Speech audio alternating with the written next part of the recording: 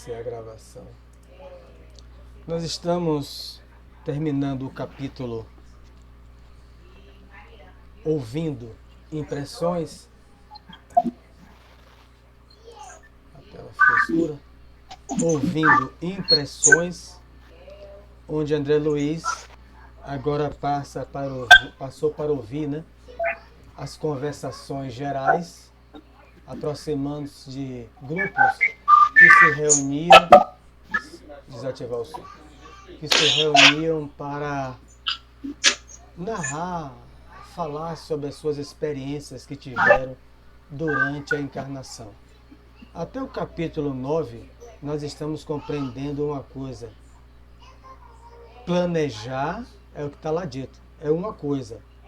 Executar é outra. E encarnar, do jeito que nós estamos vendo aqui, o planejamento, cumprir, né, os nossos deveres do planejamento reencarnatório não é nada fácil. É por isso que nós compreendemos no livro Nosso Lar, quando Clarence, André Luiz chora, né, depois que reconhece que foi um suicida indireto diante de Luciano dos Anjos, e Clarence o abraça a ele e falou: não fique assim, nós já passamos por isso, nós lhe compreendemos. Então, planejar é algo normal, é algo que é bem feito aí, nós estamos vendo, mas ele falou que a maioria vai falindo. Então, ele aqui se aproximou, não vou reler, né? Mas dos grupos das primeiras senhoras, que seriam, boa noite, que seriam médium recetista. Estamos agora no segundo grupo, onde Ernestina conversa com Benita, e ela diz que a causa da queda dela durante a reencarnação foi o medo. Então, o medo é uma emoção básica, né? O nosso amigo psicólogo está aqui me apoiando nos meus deslizes. Mas o medo é uma emoção básica do ser humano, né? No Livro dos Espíritos trabalha muito essas coisas na lei de conservação. Então, eu estou com um capítulo que me apoia, um livro que me apoiou muito, né? De Jacob Sotrovão, onde ele dedica um capítulo só para falar dessa senhora, Ernestina, Instruções Psicofonia nas obras de André Luiz, Jacob Sotrovão, mais de 30 ou 40 anos, coordenador da área mediúnica da Federação Espírita Brasileira. Vasta experiência. O único livro que ele escreveu, né? O segundo livro, a Psicografia do Espírito Marinho, que é o seu guia. Mas ele vai trabalhar aqui, eu não vou ler, mas o medo, só vou ler um parágrafo, que ele trabalha essa mesma senhora desse mesmo livro. O medo como causa de abandono da prática mediúnica. André Luiz identifica na senhora um tipo de fobia social que se caracteriza pelo receio do indivíduo. Eu vou continuar onde nós paramos nisso aí. Ela tinha medo dela, das suas tendências inferiores, tinha medo do grupo encarnado e tinha receio dos desencarnados. Então veja que ela analisa várias vezes 3 tipos de medo.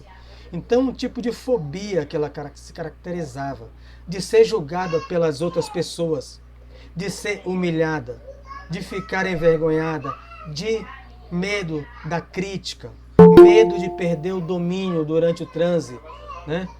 Durante o transe mediúnico, medo de ser taxada de anímica, que muita gente desconhece o que é animismo e impõe como defeito do médium, ou simplesmente temor do desconhecido. Então ele cita aqui, né, que o medo é uma emoção básica, mas o medo em excesso neutralizou as ações específicas dela. E é o capítulo todo, eu não vou ler, né? Então, boa noite a todos. Boa. Então, o medo, quando ela diz a Benita, que o medo, vou reler aqui o trechinho, onde ela diz: nos estudos do plano físico, está na página 61, né? Nos estudos do plano físico, enxergava pessoas de má fé. Nos irmãos invisíveis, presumia encontrar apenas galhofeiros fantasiados de orientadores e, em mim mesma, receava as tendências nocivas. Muitos amigos tinham-me em conta de virtuosa pelo rigorismo das minhas exigências. Todavia, no fundo, eu não passava de enferma voluntária, carregada de aflições inúteis. Então ela se auto, né, amigos, ela faz um mergulho para dentro de si, né, que ela diz que esse excessivo rigorismo dela, esse excessivo rigor, no fundo, ela era uma enferma voluntária, carregada de aflições inúteis. Você levantou a mão, Wesley, pode falar? Você levantou a mão, Wesley? A mão está levantada, é por isso que eu parei.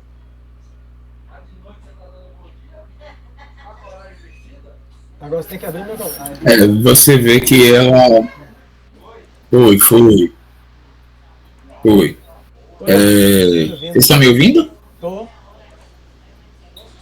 Estou lhe ouvindo. Tá aberto, é porque Estou ouvindo. o medo. Você vê que ela coloca que ela se rendeu voluntariamente a essa aflição. Porque o medo, como o Mário colocou no início, em relação a ser uma emoção básica, ele é, na verdade, um recurso de defesa. Né? O medo faz com que, de alguma maneira, a gente se prepare para lidar com a situação. Só que quando ele é exacerbado, quando ele vai para além desse primeiro nível, onde ele serve de alerta para a gente se defender, aí ele se torna patológico, ele aí provoca o adoecimento. É provável quando, nesse livro que Mário trouxe, quando é descrito essa exacerbação do medo dela como doentia, no livro Psicofonia, é provável que ele esteja se referindo a um diagnóstico chamado agorafobia. A ágora era a praça pública na antiguidade. E aí se construiu essa palavra agorafobia para se referir ao pavor que as pessoas têm de ficarem expostas em público. E ela provavelmente se comportou durante a vida encarnada com esse padrão de afastamento das pessoas encarnadas e desencarnadas por temer a exposição. A exposição, a crítica, o olhar enviesado. Né? É isso. É isso que o Wesley falou. Então eu vou ler mais um trechinho aqui do livro de Jacobson, né? Ele tem estudo na internet só sobre esse capítulo, medo, que afasta muita gente. Então, ele diz aqui, o medo da crítica, aquilo que nós já falamos, o Wesley ampliou com seus conhecimentos, obstacula o desenvolvimento mediúnico de muita gente. O medo do animismo, crendo que tudo o que dizem provém de sua própria mente e não dos desencarnados. Há médiuns que desejariam estar inconsciente durante o transe para ter, dizem, maior segurança, o que é uma ilusão. E no outro capítulo ele dedica o que ela continua, que é a mistificação. Mas aqui vamos continuar lendo agora na obra ao qual estamos estudando. Foi uma grande infantilidade da sua parte, retrucou a outra, né? que é Benita, né? Amiga dela.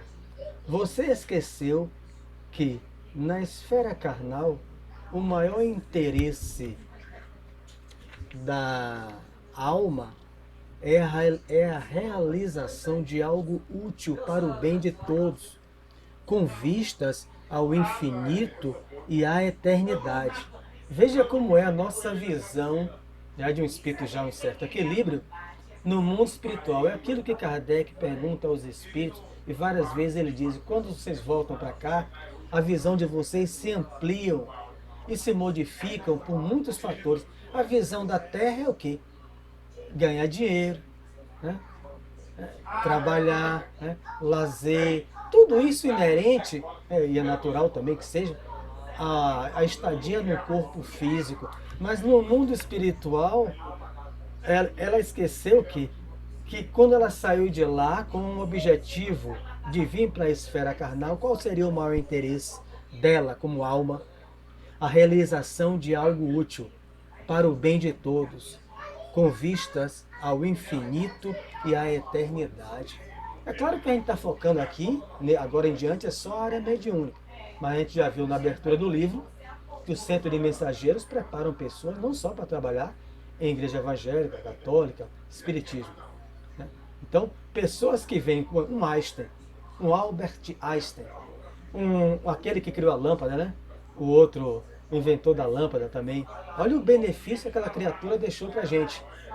2 anos no laboratório, 700 tentativas, a biografia dele, que me foge o nome agora, né? O inventor da lâmpada doméstica. Quando todo mundo perdeu o patrocinador e tudo mais, ele não, algo me diz que eu tenho... Thomas Edison. Isso. Então, olha o benefício. Para o bem de todos, Santos Dumont nem patenteou para ele a autoria do avião. Aí os Estados Unidos surrupiou, né, com 2 irmãos lá. Mas ele não patenteou, como era para ele, a invenção, porque ele falou o quê? Essa invenção é um bem para a humanidade. Quando ele nasce, bebê, tem uma carta na FEB, uma psicografia do interior, acho que do Rio de Janeiro, onde o Espírito Bezerra, o outro, fala: nasce na terra aquele benfeitor que vai encurtar as distâncias entre os homens. Ninguém guardaram, porque ele estava nascendo, reencarnando, e era Santos Dumont. Então, não patenteou o avião, né? Quer dizer, é algo útil para o bem de todos. Nesse mistério é indispensável contar com o assédio de todos os elementos contrários. Ironias da ignorância, ataques da insensatez, sugestões inferiores da nossa própria animalidade surgirão, com certeza, no caminho de todo trabalhador fiel. São circunstâncias lógicas e fatais do serviço, porque não vamos ao mundo físico para descanso injustificável, mas para lutar pela nossa melhoria, a despeito de todo impedimento fortuito. Então, aquilo ali amplia, tá vendo, lógico, como ele amplia? Que a gente não vê em nenhum de nós, né? Então ele está focando, porque o livro é para a área de centro espírita, mas a gente, de vez em quando, ele volta e amplia, e amplia. Ironia da ignorância. Então, Elisângela da área médica, Mari trabalha na área também, o Osner com muita propriedade. Quantos cientistas sofreram escárnio, ignorância? Luiz Pasteur, né? O Germe, todo mundo riu. Oswaldo Cruz, né? Com a vacina no Rio de Janeiro, eu estava acessando outro dia aí, todo mundo rindo, gargalhando. Como é que pode? Uns bichinhos invisíveis vai matar ninguém? Então está sempre aberto para quem quiser falar, né? Aqui é um estudo, não é uma palestra. É só levantar a mão e abrir a boca. Diga. Você está falando dos cientistas, eu lembrei quando você estava lendo daquele episódio de Irmã Dulce na feira pedindo esmola e o homem escarrando na mão dela. Quer dizer, o escárnio da ignorância mesmo, né? Para qualquer ânimo que a pessoa tenha na obra que está realizando, a pessoa se recolher e desistir. Mas ela dando o exemplo e aí oferecendo a outra mão e perguntando: agora me dê dos meus pobres. Isso. O biógrafo dela, que virou filme, pesquisou esse caso 8 anos, ele foi pesquisado. E no outro dia, ela passou naquela mesma mediações, né? E quando chegou, as outras lembraram, né? A casa do homem, que ele bateu a porta quando ela disse que aquilo era para ela. E estendeu a mão, ele bateu a porta na cara dela, não deu nada. Mas no outro dia, ele estava na frente com um cesto de legumes. Ele se tornaria um dos primeiros voluntários não religiosos de Irmã Dulce e pediria a ela, ao morrer, lá dentro do hospital dela, que ela nunca revelasse a ninguém que ele foi voluntário, só revelasse esse lado inferior dele, porque aquilo foi a cura para ele. Bem lembrado isso aí. Então, a biografia do Paulista, que pesquisou os 8 anos dela, ele se modifica hoje, né? Por aquela atitude. Eles que não conseguem dormir, e nunca mais ele deixou tudo que ele sobrava da feira, era um vendedor humilde da feira, ele levava para o hospital e morreu lá dentro, desencarnou lá. Então, quer dizer, aí trazendo para a nossa área, né? A área dos trabalhadores da casa espírita. A gente, o que ele diz aqui?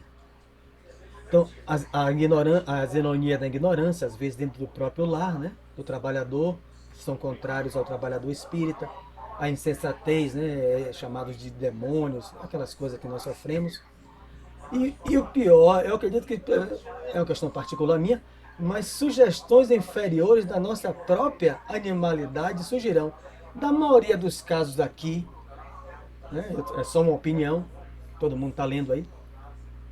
Tudo foi preparado, planejado. A questão é que quando eclode as nossas tendências, as nossas predisposições na balança da consciência, a maioria dos trabalhadores aqui, com todo o preparo do mundo espiritual, o amparo que veio quando encarnado, mulher com tia que levou para o centro espírita, quem faliu foi por causa das sugestões inferiores que eles traziam, que ele chama de animalidade, né? Os instintos inferiores, correto isso aí? Que surgiram, né? E eles desistiram, no caso, né? Ele vai dizer, com certeza, no caminho de todo trabalhador fiel, porque nós não somos espíritos puros. Nós trazemos tendências inferiores, predisposições inferiores, vontade de descansar demais, vontade de reagir, de desistir. Então é isso. Diga, Carmen. Abre o microfone, Carmen. Boa noite, gente. Além dessas questões, ainda tem os desafios daqui mesmo. A gente já traz um ponto de fragilidade. E ainda, quando se junta dentro da realidade prática da Terra, vem uma série de enxurrada para desestimular. Vem uma série de outros fatores que soma para você se desestimular, que precisa ser forte, que precisa buscar dentro de si força para continuar, porque as porretadas que vai tomando, muitas vezes tem vontade de parar, sim. Por exemplo, agora, a questão da mediunidade, para mim, ela está eclodindo com uma força muito grande. Tudo bem que eu estou estudando, continuo estudando cada vez mais, mas aí vem dentro de um contexto, por exemplo, dentro da minha sala de aula, isso é lugar? Não, não é lugar. Eu aí estou parada, sentei, fui fazer a chamada, comecei a sentir um negócio estranho, me concentrei e disse, aqui não é o lugar, aqui não é o lugar, aqui é meu trabalho, aqui não é para isso. E aí tudo bem, comecei a me sentir mal, uma dor nas costas, dor essa que eu vim embora, no outro dia começou a vir com essa dor até chegar domingo. Quando chegou no domingo, aí foi que realmente, aqui dentro de casa, essa entidade começou a falar algumas coisas, e eu dizendo, minha Nossa Senhora, e me concentrei e pedi, né, para os mentores da Casa Semente de Luz me socorrer e levar essa entidade. Mas aí é o tipo da coisa que você faz, você pensa que está tudo sob controle até então, e aí as coisas não estão tão sob controle. Por quê? Porque eu sou um ser humano, porque eu tenho fragilidade, porque no momento atual eu também estou passando por uma fase muito complicada, com doença na minha família, com minha irmã. Então, de certa forma, eu acho que eu abri a porta para uma coisa assim, meia descontrolada me acontecer. Aí pensa assim, rapaz, será que esse negócio vai à frente? Como é que vai ser? E eu começo a me perguntar, e aí, como é que vai ser aí para mim? Como é que vai ser isso aí? Não pode instalar o medo, né? Porque a moça caiu aqui por causa do medo, o receio. O espírito vai me tomar no meio da rua, dentro de um banco, e vergonha, eu vou parar no hospital, no sanatório. Provavelmente tudo isso passou na cabeça dela. Então, não vai passar na sua, você agiu muito bem. É o controle da sua faculdade. Kardec coloca isso na Revista Espírita, mediunidade mental. Você já começa o exercício, né? Que não é o transe. A gente já viu com Emmanuel os 5 aspectos da mediunidade. Na sala mediúnica é só um, capacidade de comunicação. A mediunidade é imã no próprio ser, é força que mobiliza, enfim, está lá no livro Mediunidade e Sintonia, os 5 aspectos. Kardec coloca da maneira assim, mediunidade mental, onde a pessoa dialoga, sente a presença de um espírito e dialoga com ele, né? Pedindo a Deus por ele, mas aqui não é o local. E isso que é o controle da faculdade mediúnica, que vem de um processo que é chamado também de educação do uso da mediunidade. Você vai dialogando com ele e vai tomando o seu controle psíquico. Acontece com nós, com todos nós. Dentro de ônibus, às vezes eu vi um espírito com a caneca partida, sentou sentou entre aspas, não está ali, é em outra dimensão. Mas no banco da frente, né? E o rapaz no lado, e eu conversei mentalmente, já com certo equilíbrio, que o estudo e a experiência, a prática me proporciona, de conversar com aquela senhora, e ela deu comunicação uma semana depois por mim, né? Com aquela caneca com o presente do filho, que o marido quebrou, enfim. Na época tem muitos anos isso, uma coisa que me impactou muito dentro do ônibus, mas busquei aquele controle. É o que aconteceu com você, acontece com o Osni, acontece com os outros. Agora, um médio iniciante, é claro que esse é um impacto maior, não é isso, Osni? Agora, afastar o medo, né? Para não paralisar. Né? Porque o medo que paralisa. Mário, é um impacto mesmo, viu? Para... Diga, depois Tereza fala. Para um médio iniciante é complicado mesmo, viu? Porque uma vez eu fui parar na emergência, minha pressão sempre foi normal, minha pressão estava quase 16, e assim, praticamente eu estava perdi o controle mesmo, porque eu não conseguia mesmo me conter. E outra vez, num trabalho também, eu estava no meu horário de descanso, e assim, a colega, ela estava dormindo, mas só que ela estava conversando com o irmão o tempo todo, conversando, então não me deu medo. Só que assim, como eu estava do lado dela, veio um outro irmão e, na verdade, era uma senhora, ela ficou de frente para mim, deitada assim, e olhando para mim dentro dos meus olhos, e ali, naquele momento, eu senti medo. Naquele momento, eu senti. E aí eu fechei meus olhos e comecei a fazer minha oração, e aí depois, pedindo ajuda, e aí foi que sumiu. Eu, naquele momento, eu acho que foi o único momento que eu senti medo. Nos outros momentos eu não conseguia controlar, mas nesse dia eu senti medo, porque foi cara a cara mesmo. Assim. Eu falei, o médico iniciante, eu vou pela ordem, tem Tereza, depois o Osni de novo. Mas esse é o você trabalha na área hospitalar, mas o Osni uma vez me falou a todos nós, e ele está aqui presente, que ele, quando enfermeiro atuando, e quando pega o paciente, alguns pacientes já do grave, ao fazer aquele procedimento de virar o paciente, higienizar, ele se sente exaurido, se sentia como...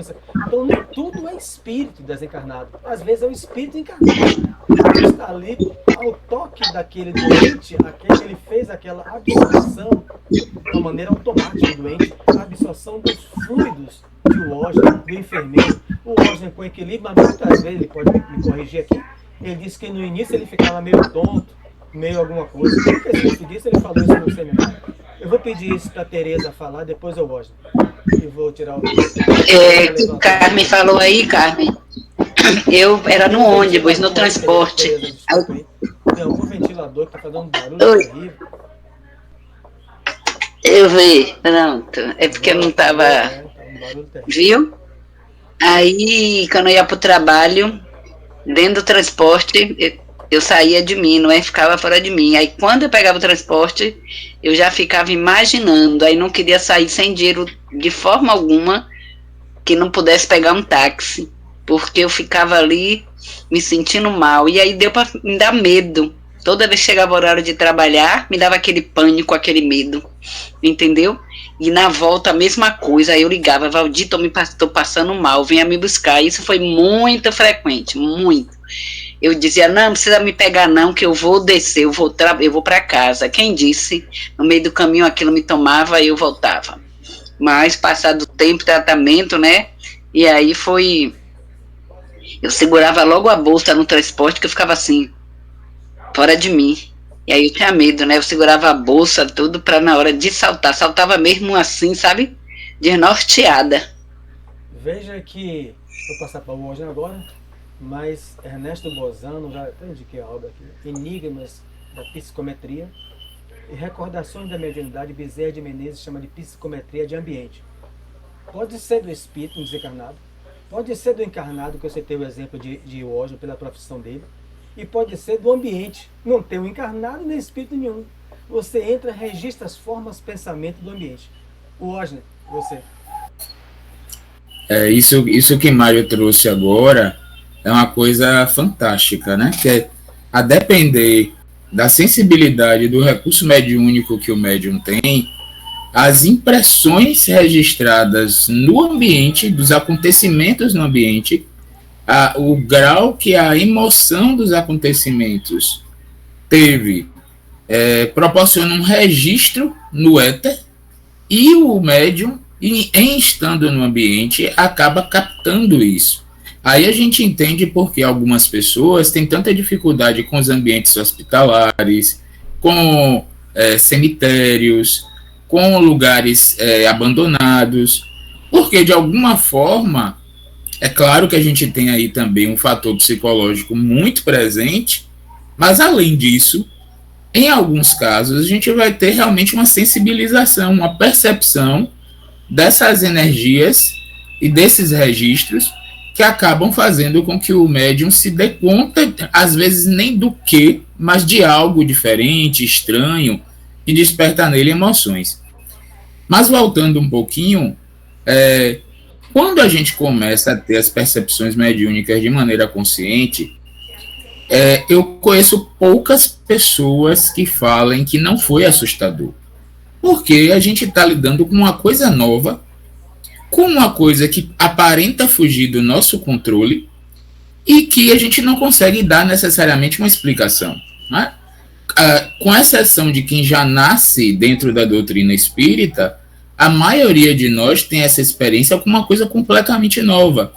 Então é muito natural a gente ter esse medo inicial, insegurança, pensar que tem alguma coisa até errada com a nossa saúde. Agora, a consciência, a certeza de que a gente pode ter controle da situação, porque o corpo é nosso, né? Ela é o primeiro instrumento a utilizar para saber lidar com isso, para conseguir lidar com isso. A gente precisa desconstruir o pensamento que a gente acaba tendo por outras vertentes religiosas, de que a gente é tomado pelo espírito, né? Que ele assume o controle da nossa condição. Na verdade, ele precisa do nosso consentimento, né?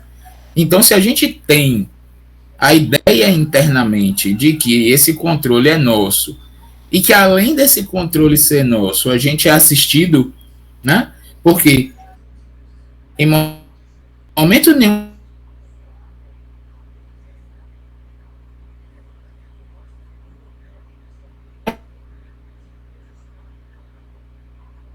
Oi, tô ouvindo? Ou eu que saí?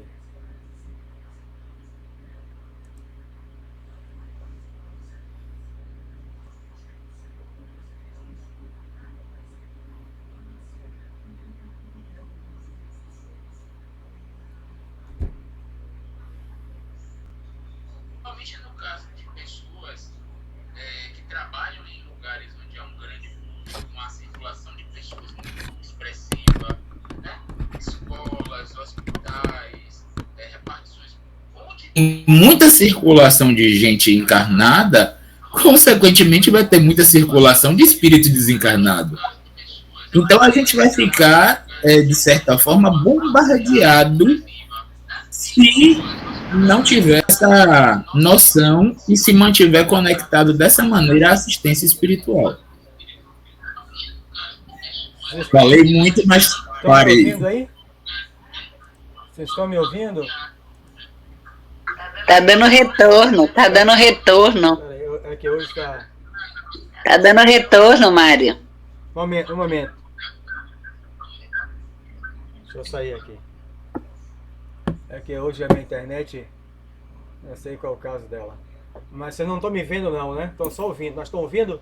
Estamos, mas só que está tendo E interferência. agora? Tá tendo? Eu desliguei aqui. Agora Tá não. tendo retornozinho aí. Peraí. Dá para ler? Dá para ouvir? Dá para ouvir? Não, agora tá bom. Então vou Tá continuar. bom. Agora o Wesley, concluindo aí o que você estava falando, o que você falou, tá ouvindo. Tô ouvindo. Deixa eu falar aqui, Mário, com o Wesley. Então, Wesley, com o tempo, a gente já vai se controlando. Eu não ia em shopping, eu não podia ir em nada com muita gente, que eu queria vir me embora na mesma hora. Eu largava tudo lá, comprava nada. Digo, eita, tô ficando doida. Aí vinha me embora. Mas depois, com o tempo, tem horas que dá sim, sabe aquela multidão ali? Eu não me sinto muito bem, mas eu vou ali, controlando, tirando o pensamento e continuo. Minhas filhas só queriam sair com o pai, porque no meio do shopping eu tinha que vir embora. Vou sair com meu pai, que minha mãe no meio das compras vai embora, não compra nada. Eu passava mal mesmo. Mas hoje já dá aquele coisa assim, mas você muda a sintonia, você já consegue se adaptar ao lugar. Você tem que andar mesmo, né? Vai ter situações, ouvindo, né? Haverá situações, né? Por mais experiente que você seja, à medida que a gente avança, o que é que ele falou nos capítulos primeiro? Na hora do fogo forte, muita gente desiste. A palestra de Aniceto. Por quê? Ele está colocando um controle, Elisângela. O teu guia, vendo o seu interesse de aprender e de servir, ele vai experimentando você aos poucos.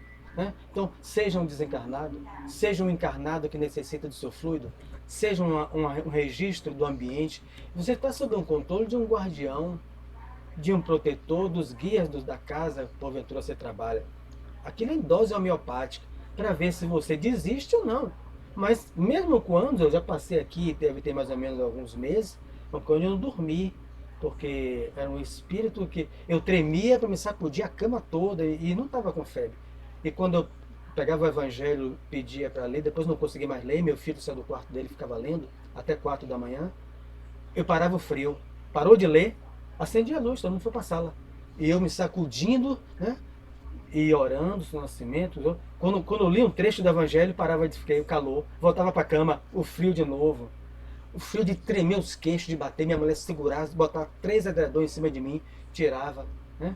Então, um espírito que foi trazido, né? Depois minha tia Yara, em desamento, falou, era um companheiro que vagava em suicídio na região e que precisava, porque ele tinha créditos e aqueles que o envolveram tinham muito crédito, o mais próximo era eu.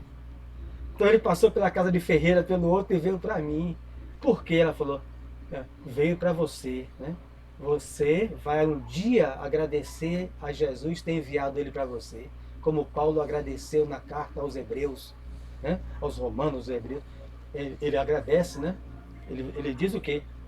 Eu sou devedor de gregos, de romanos, de troianos.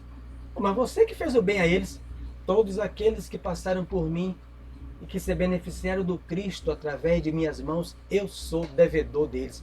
Porque eles fizeram para mim um degrau para eu subir na evolução. Jailson levantou primeiro antes de Osner. Tereza, eu peço que você desligue sua mão, já que você ligou, senão me atrapalha todo. Fale aí, Jailson. Não, boa noite a todos. Não, eu queria falar só a respeito do medo, rapaz. O medo, para mim, é um problema psicológico, onde a pessoa fica com aquilo na mente. Estou dizendo o seguinte, porque eu quase entro num sistema desse daí, porque eu não tenho medo de nada. Aí eu tive um problema aí, que passei uns 15 dias internado, e aí quando voltei, aí ficou aquela conversa de todo mundo dizendo, que você não pode sair sozinho mais não, você não pode sair sozinho mais não, você não pode. E aí eu digo, agora eu virei, foi criança agora, depois de muitos anos. Aí tentei uma vez sair só no banco, né? Aí quando eu tô no banco, aí demora um pouco ali, aí me bate aquela fobia, assim, aquele negócio, o suor e tudo. E aí, e aí eu fiquei pensando assim, eu digo, rapaz, aí o que me controlou? Eu peguei o celular, disse, se eu passar mal aqui, eu chamo um Uber, eu olhei, tava lá, 3 minutos, chegava um carro. Digo, oxe, eu tô tranquilo agora, acabou o medo. Digo, se apertar aquilo, eu chamo um Uber, ele me leva na UPA ali e me atende. Aí foi que eu vi perceber que o fator é psicológico. Você fica.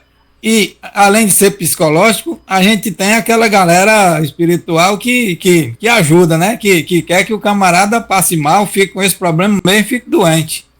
Mas se a pessoa tiver força mental, ele consegue desdobrar tudo isso aí. Era só isso que eu queria falar. Ok, o Anjo quer falar? Sobre essa coisa que Mário trouxe do desgaste de energia, né?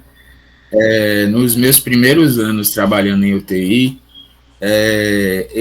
o pessoal já fazia graça comigo, porque em todo plantão que eu estava, tinha óbito, e quando não era paciente meu, era paciente do colega, que o colega não estava, e aí eu tinha que preparar o corpo, né? Então teve um mês, assim, a UTI tinha muito paciente, muito grave, e teve um mês que foram 8 óbitos, todos acontecendo nos plantões que eu estava. Eu ainda disse assim, daqui a pouco vão dizer que eu estou sendo enfermeiro da injeção da meia-noite, porque está acontecendo com muita frequência. Mas assim, gracejos à parte, realmente, né, eu já tinha um tempo de experiência como médium, mas assim, o ambiente e os desencarnes assim, sucessivos, a quantidade de desgaste de energia que acontecia, não tinha como dizer que isso não acontecia, né? Porque acaba que você, pela sensibilidade, você fica com um nível de vulnerabilidade, né? Porque você está num ambiente onde as coisas já são até certo ponto difíceis e está interagindo com o sofrimento final de várias pessoas. Agora, uma coisa sobre isso que Jailson trouxe, né? A gente precisa fazer uma distinção entre o medo e o pânico, né? O pânico, ele pode caracterizar, e isso é colocado como maneira da gente poder fazer o diagnóstico do transtorno do pânico. A gente pode ter crises de pânico, que não é o transtorno de pânico ainda, mas é uma resposta física à sensação de medo, que desencadeia taquicardia, que desencadeia dificuldade para respirar. Com isso, faz elevação da pressão, faz suores no corpo, né? Tremores. E aí, quando isso não é administrado de alguma maneira, como ele trouxe, né? Ele fez o quê? Ele, na hora, ele racionalizou a situação. E por ter racionalizado, ele conseguiu diminuir a intensidade do que ele estava sentindo e sair da situação. Só que muita gente não consegue fazer isso. E aí essas crises vão se repetindo e acabam criando o transtorno do pânico propriamente dito. Mas o medo realmente é uma coisa que a gente precisa desenvolver caminhos para lidar. É isso aí. Vou ler mais um trecho aqui. Compreendo agora, disse a outra, né? A outra, todavia, o receio das mistificações prejudicou minha bela oportunidade. Minha amiga, tornou a interlocutora. É tarde para lamentar. Essa é a questão, ó. É tarde para lamentar. Entre aspas, né? Todas elas estão se preparando para voltar de novo, porque Deus é Pai. Deus é o amor supremo, né? Não é só a inteligência suprema. Então, é tarde para lamentar. Tanto tememos as mistificações que acabamos por mistificar os serviços do Cristo. Então, muita gente se afasta das mediúnicas, fechando bem na nossa questão, nossa área, com medo. O que é mistificação? Aí está em outro capítulo, né, que é dedica. Vou ler só. É a burla quando é de uma entidade, que uma entidade desencarnada emprega, passando-se por quem não é. Mas não é só isso, né? Claro que também tem a mistificação daquele que deseja enganar. Então, alguém na casa espírita sair de sua casa para ir para uma mediúnica com o desejo de enganar os seus colegas? Pode até ter, eu acho bem difícil isso, porque lá não tem prêmio, não tem destaque, não tem dinheiro, não tem vaidades, né? Como Kardec coloca no Livro dos Médiuns, capítulo Contradições e Mistificações. Mas nós podemos ser mistificados, e pode também ocorrer aquilo que ele é mistificado por entidade espiritual, né? Então Emmanuel coloca isso no Livro Consolador, e Kardec também. É uma prova, é um teste. Um espírito se passar por Bezerra de Menezes. É para ver se o grupo pode passar de prova. Então, se o grupo não entende só porque veio em um momento dedicado aos trabalhadores espirituais, um Bezerra de Menezes com orientações estapafúrdias, como num grupo que Ferreira frequentou há muitos anos, e eu não vou citar naturalmente, e ele me dizia que a trabalhadora tinha 3 ou 4 filhos, né? E muitos, 20 anos naquele grupo, e acho que ela manifestou o desejo de ter mais uma, não é isso, Feira? Mais uma criança com o seu esposo, né? Naturalmente, e ao manifestar, Bezerra de Menezes chegou e disse que não, minha filha, você já tem 3 ou 4, não recordo tanto, isso aí vai interromper, a barriga vai crescer, vai interromper sua atividade no trabalho mediúnico. E aí o dirigente do grupo falou, quem é você? Eu sou Bezerra. Não, você não é o Bezerra de Menezes. Porque como é que você vai interferir, Bezerra, no livre-arbítrio para receber um filho de Deus que é pela reencarnação? É uma burla. Aí ele deu uma gargalhada, disse que tinha enganado o grupo há meses. Ele já tinha vindo pela média há meses. Mas foi descoberto naquele dia. O grupo avançou. A espiritualidade está ali. Fez o grupo avançar nessa coisa. Então o médium não se melindrou, porque não está avaliando o médium. Está avaliando o que ele foi instrumento. Diga, Carmen. Peraí. É exatamente esse ponto, Mário, que me fez também as meninas falando de medo também, a gente está comentando, sobre o início, né, quando bem jovem, ainda com uns 20 e poucos anos, que me fez justamente afugentar de desenvolvimento mediúnico. Então a gente frequentava e eu percebi que ele tinha um mistificador e era muito tido como justamente uma entidade elevada.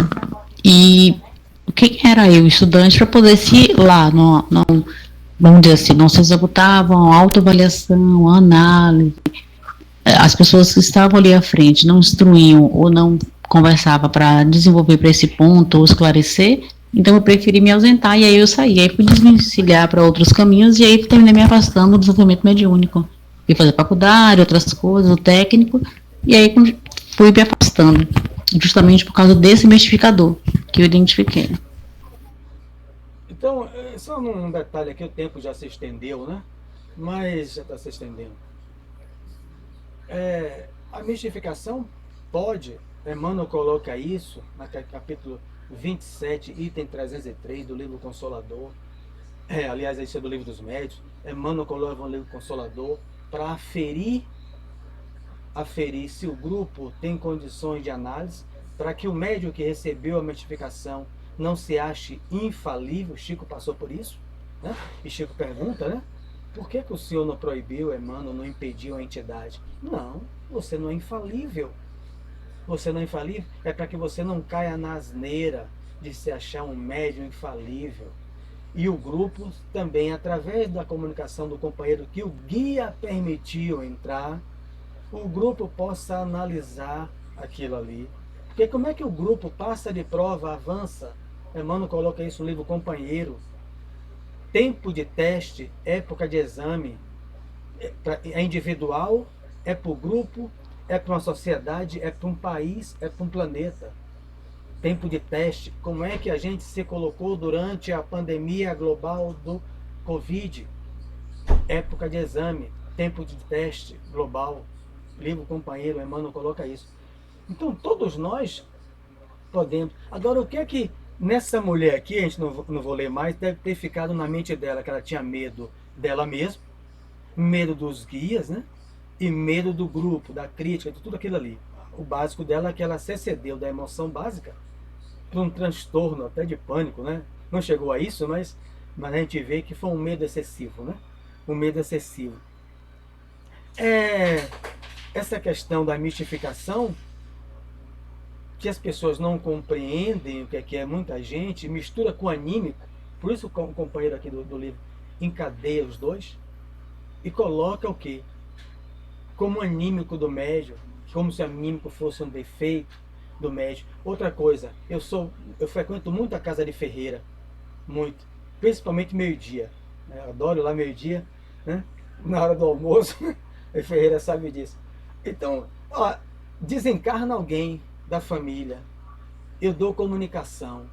Aí, se o Osna não tem estudo, que frequenta a nossa mediúnica, ele pode dizer assim, né?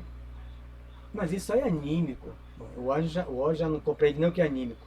Ou pode dizer, é uma mistificação, mas no bom tom é inconsciente. Eu não saí com o desejo de agradar Ferreira, dando uma comunicação de um espírito que não existe, parente dele, porque Ferreira é o dirigente da nossa mediúnica.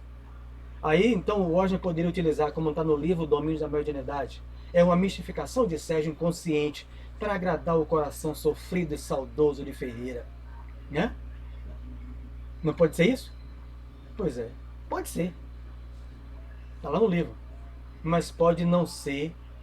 Com quem aquele espírito que é parente de Ferreira tem mais sintonia? Com o Osna, que não frequenta a casa de Ferreira, ou comigo, que sou amigo de Ferreira? Está no livro Desabssação. Está lá. A gente vai estudar junto.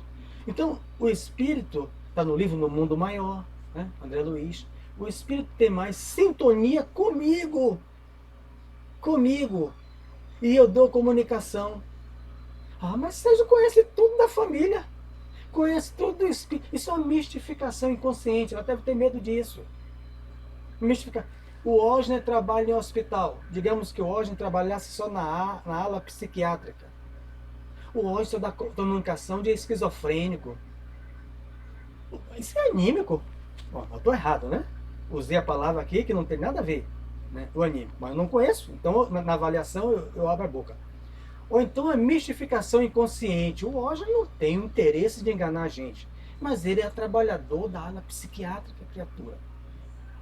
Aquilo está impregnado aqueles doentes esquizofrênicos na mente dele. Ele só dá comunicação de esquizofrênico desencarnado. Não é não. Livro da Desabssação. Especialização de Osna. Ou sintonia com os espíritos do ambiente. Veja, Osna, como é complexo aquele laboratório mediúnico. Aí eu não conheço, digo que o Osna está mistificando, inconsciente o Osna.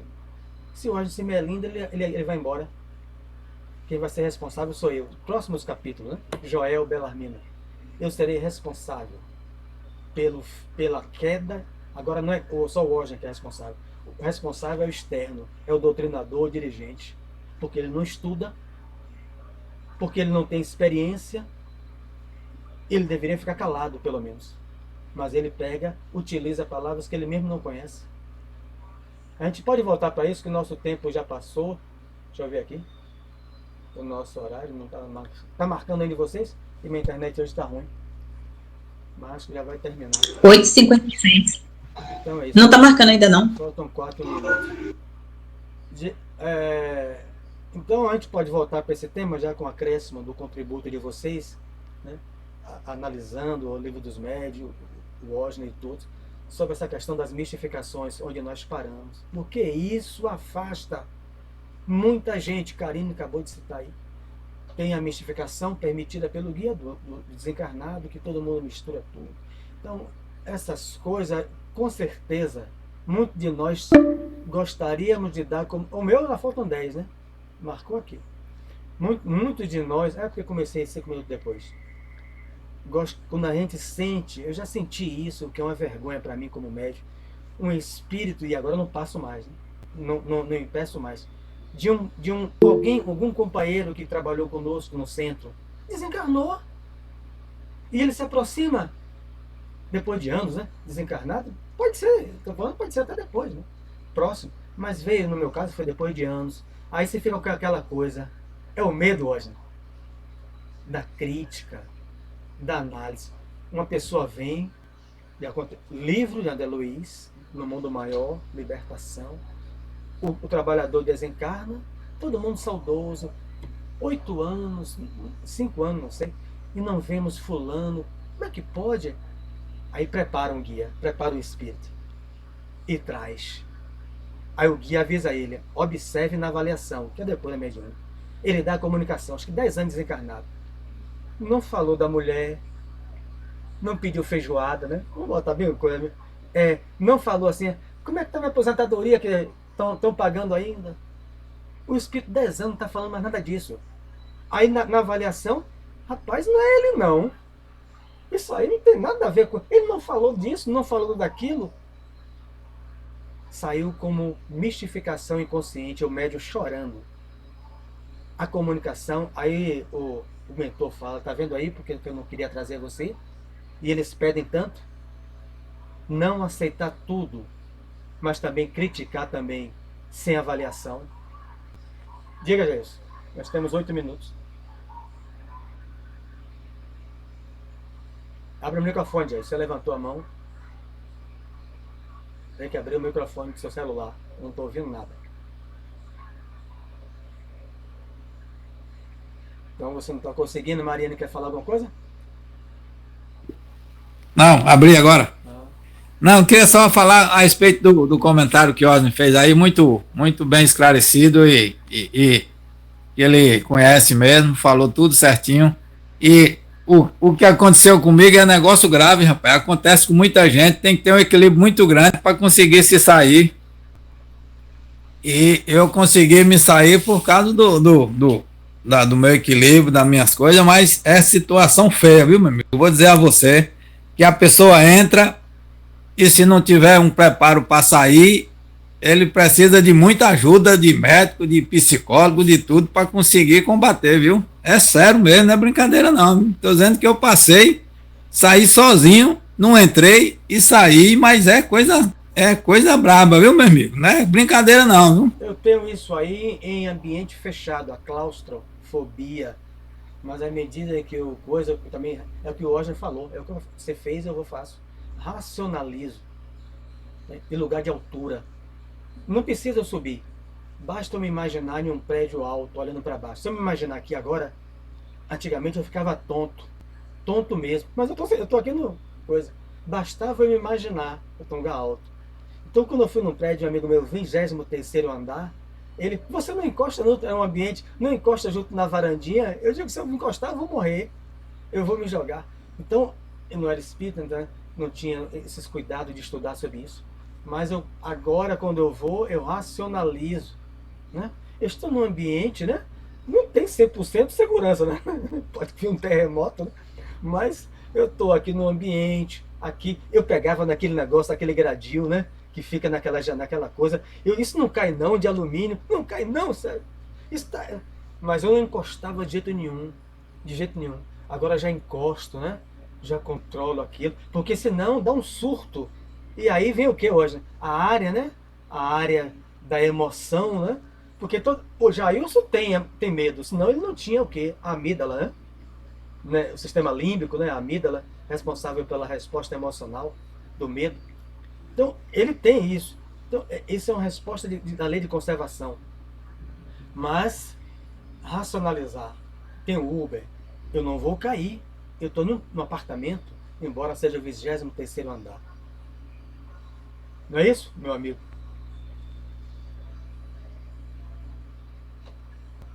Ok? Então, vamos desejar um feliz final de semana. Lembrando a todos que domingo tem a palestra de Wagner, que vai estrear em nossa casa, eu não conheço. E Tereza aqui está ajudando o raio de luz nessa área, doutrinária. E domingo, 9 da manhã, Entre as Forças Comuns, isso que nós estamos falando, o livro Roteiro. Se alguém abrir lá o livro Roteiro de Emmanuel, nós estamos falando sobre nossa mente, é o título que eu pedi ao companheiro para trabalhar, Entre as Forças Comuns, domingo, 9 da manhã. Então, muito obrigado a todos, né? Eu vou fazer aqui a nossa prece, pedindo a todos que elevem um pensamento ao nosso Senhor Jesus,